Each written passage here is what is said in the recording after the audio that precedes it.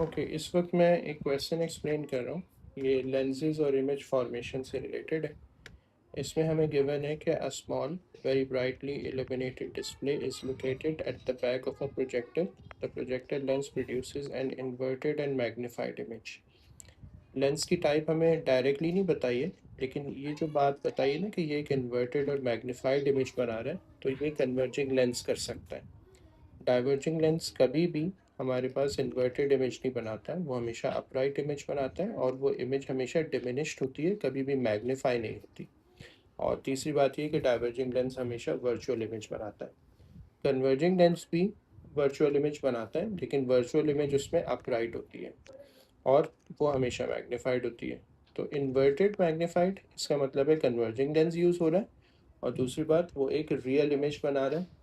और magnified image जो बनती है ना कन्वर्जिंग लेंस में, वो हमेशा बियॉन्ड 2f बनती है। Okay, of the display on a white classroom wall, figure 9.2 is a scale diagram showing the position and size of both the display and the image on the wall. R is a point on the display. अब ये हमारे पास display का point है जिसकी image यहाँ पे बन रही है, और ये स्केल है जो कि रिप्रेजेंट होगा, यानी 1 centimetre on the diagram would represent 12 centimetre of actual distance. The image is inverted and magnified straight to other properties, so obviously it is going to be a real image क्योंकि ये magnified और inverted है। साथ साथ हम इसकी position को बता सकते हैं कि it will be formed beyond 2f, या हम ये भी लिख सकते हैं कि it will be formed on the opposite side of the lens. ठीक है, अगर same side of the lens पे बने तो वो वर्चुअल इमेज होगी। तो दोनों में से कोई एक बात लिखेंगे। On figure 9.2, draw the straight line ray from R to the image. तो स्ट्रेट लाइन जो इमेज यानी रे हमारे पास बनेगी वो ऑब्वियसली दोनों के टॉप से बनेगी।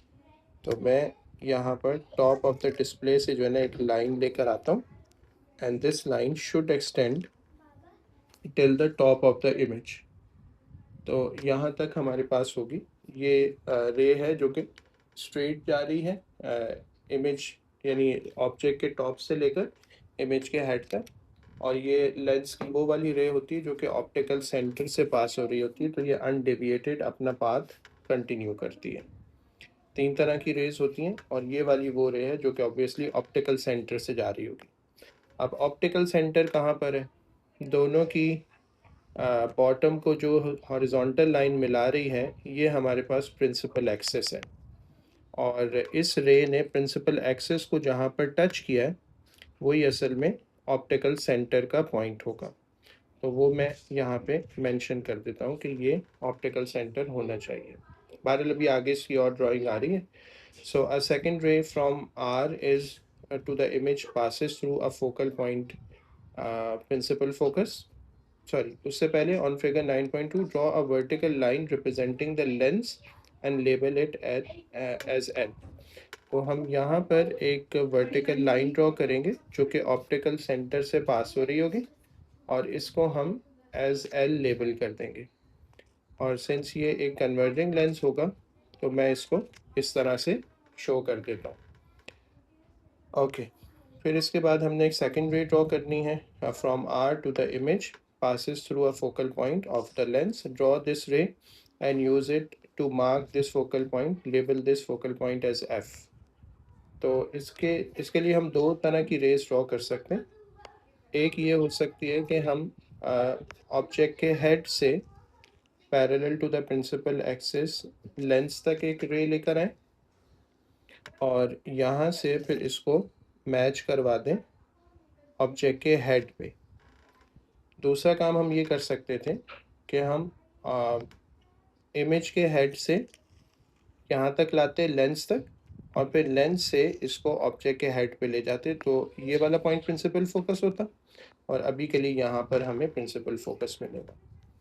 क्योंकि जो ray parallel to principal axis जाती है वो लेंस में से गुजरने के बाद लाजमी प्रिंसिपल फोकस से पास होकर जाती है, और हमारी इमेज हमें गिवन है तो हमने इसको एक्सटेंड करना है till the head of the image. Okay, तो draw this way and use it to mark this focal point and label this focal point as F.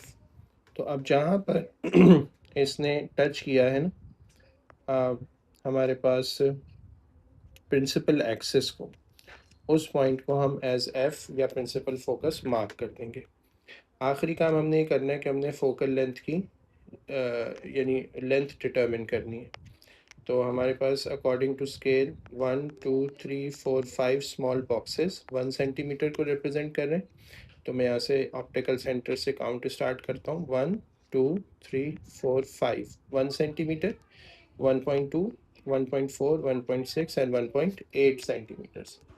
तो ऑन द डायग्राम हमें जो लेंथ मिल रही है वो मिल रही है 1.8 सेंटीमीटर्स। ओके, अब एक्चुअल फोकल लेंथ कितनी होगी उसके लिए हमें 1:12 का स्केल यूज़ करना होगा। तो हम 1.8 को 12 से मल्टीप्लाई कर देते हैं। सो 1.8 multiplied by 12 gives 21.6 सेंटीमीटर्स। और नॉर्मली हमने इसको 2 सिग्निफिकेंट फिगर्स में शो करना होता है, तो हम इसको राउंड ऑफ करेंगे क्योंकि 6 से ग्रेटर देन 5 नंबर है, तो 22 सेंटीमीटर में कन्वर्ट हो जाएगा। इस तरह से हम जो है ना एक्चुअल फोकल लेंथ यहाँ पे बता देंगे।